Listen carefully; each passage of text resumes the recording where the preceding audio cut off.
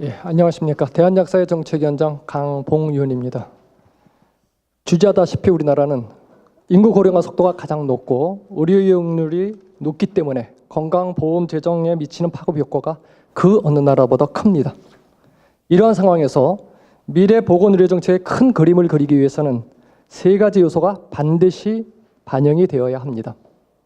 첫째, 인구 고령화와 보건의료 비용 증가. 둘째, 4차 산업혁명에 기반을 둔 기술 혁신. 셋째, 보건의료 공급자로서의 약사의 역할 확대입니다. 언제부터인가 명절날 비상진료 대책에 포함되는 것 말고는 정부의 보건의료 정책 대부분에 약사는 배제되어 왔습니다. 그러나 최근 상황은 보건의료 공급자로서의 약사의 역할 확대가 시대의 요청으로 다가오고 있습니다. 2015년 12.8%인 65세 이상 인구의 건보 의료비가 전체 37.8%를 갖다가 차지함에 따라서 노인 의료비 문제를 제대로 관리하지 못할 경우에 국가 대부분의 자원을 노인 의료 비용으로 쏟아부어야 될 그런 처지에 직면하게 될 것입니다. 오늘날 보건의료 개혁을 둘러싼 가장 중요한 화두는 어떻게 비용을 낮추고 의료의 질은 높여나갈 수 있는지를 고민해야 합니다. 급성질병이 대부분을 차지했던 시절에는 병원 중심 의료 체계가 효율적이었습니다. 그렇지만 상병구조가 만성질병으로 바뀜에 따라서 병원 중심 의료 체계는 더 이상 효율적이지 않게 되었습니다.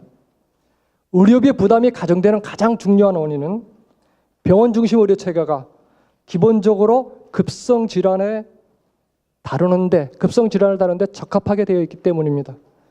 사람들이 아파야 치료를 해서 돈을 벌기 때문에 사람들을 건강하게 유지시키는 것으로서는 돈을 벌 수가 없기 때문입니다. 사람들이 아픈 데 대한 보험 청구 코드가 수천 개가 넘지만 건강하게 유지시키는 데 대한 청구 코드는 단 한 개도 없습니다. 현행 의료 체계에서 대부분의 진료비 지불 제도가 행위별 수가진 상황이라서 진료를 많이 하면 할수록 수익이 발생하는 구조적인 문제점을 갖다 내포하고 있습니다.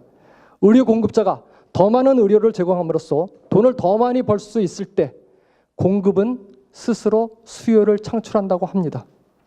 비용 절감과 접근성 향상은 파괴적 혁신에서 비롯되는 것이며 이런 의미에서 신현웅 연구위원님의 발제문에 나와 있듯 미래 보건의료 정책 방향의 근본적 개선 방법을 혁신에서 찾고 있는 점에 전적으로 공감합니다. 이러한 파괴적 혁신을 바탕으로 약사 등 더 저렴한 보건의료 제공자가 약국 등의 더 저렴한 장소에서 기존과 동일한 혹은 더 나은 양질의 정교한 진료 작업을 점차 더 많이 할 수 있게 만드는 데서 파괴적 혁신이 시작이 됩니다. 이러한 파괴적 혁신이 이루어지려면 고급 테크놀로지, 저비용 구조의 혁신적인 사업 모델, 경제적 일관성을 갖춘 네트워크라는 세 가지 요소가 동인으로 작용해야 합니다. 파괴적 혁신의 가장 중요한 동인인 고급 테크놀로지는 4차 산업혁명으로 이미 현실화되고 있습니다. 4차 산업혁명으로 이루어진 고급 테크놀로지 혁신을 바탕으로 의료 전문직의 전문성을 범용화하는 것입니다.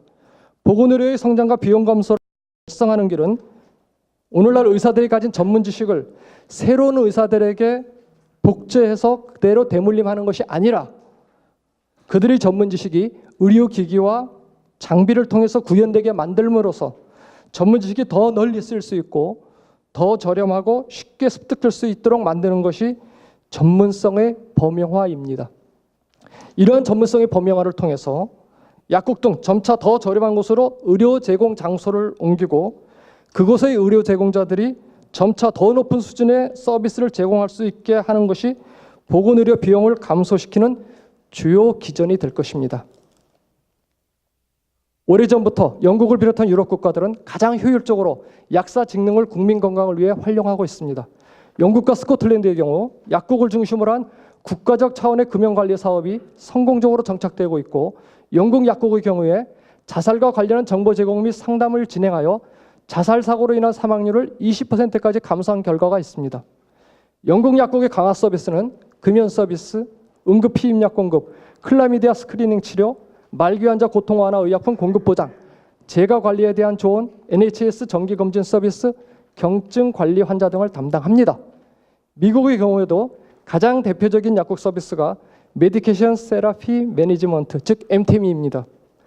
연방관리보험 메디케어는 약사에게 제공되는 MTM을 인정하고 그에 대한 비용을 지불합니다.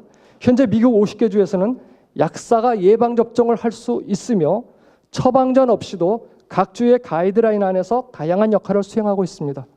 일본 약사들의 대표적인 서비스는 재택의료 시스템입니다. 일본 정부가 앞장서서 방문 약제 관리 지도료라는 약사 서비스 수가를 통해서 경제적으로 약사와 약국의 역할 변화와 구조 변화를 주도하는 것입니다.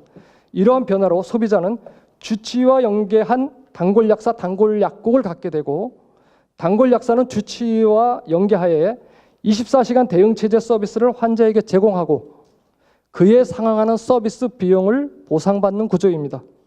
일본 정부가 추진하는 보건의료 서비스 체계는 의료기관을 거점으로 하는 시스템이 아니라 환자를 거점으로 작동하는 시스템인 것입니다. 호주 역시 약국 내 건강관리 서비스로 만성질환관리, 건강생활지원, 정신질환 서비스, 모자보건 서비스, 말기 환자의 통증 완화, 건강증진, 성건강 서비스, 예방접종 등을 진행하고 있습니다. 이 밖에도 포르투갈, 핀란드, 헝가리, 스페인, 벨기에, 체코, 독일 등 주요 국가들 약국에서는 강화된 양력관리 서비스를 물론 금연과 건강상담, 각종 질환 프로그램 등을 수행하고 있습니다. 다음은 마지막으로 기하적으로 증가하고 있는 보건의료 지출 비용을 어떻게 줄여나갈 수 있을까 하시는 문제입니다. 처방전에 의한 약국의 의약품 조제 현황을 보면 2005년부터 2015년까지 10년 동안 약제비 증가가 87% 증가하였습니다. 그 기간 중에 보험진료비는 무려 235%나 증가했습니다. 약제비 증가가 높지는 않지만 노인 인구의 약제비가 심각하게 최근에 많이 증가하고 있습니다. 약제비 절감을 위하여 할 수 있는 조치는 리베이트 처벌을 더욱 강화하고 성분명 처방 실시를 제도화해야 합니다. 아울러 다제 처방에 대한 기준을 설정하고 심사를 강화하여 사용량을 감소시켜야 합니다. 비보험 진료비는 차치하고라도 지난 10년간 보험 진료비가 235%나 증가한 것에 있어서 알 수 있듯이 현행 병원 중심 의료 체계에서는 의료비가 증가할 수밖에 없는 구조이므로 유럽처럼 지역 중심 의료 체계로 전환하여야 합니다.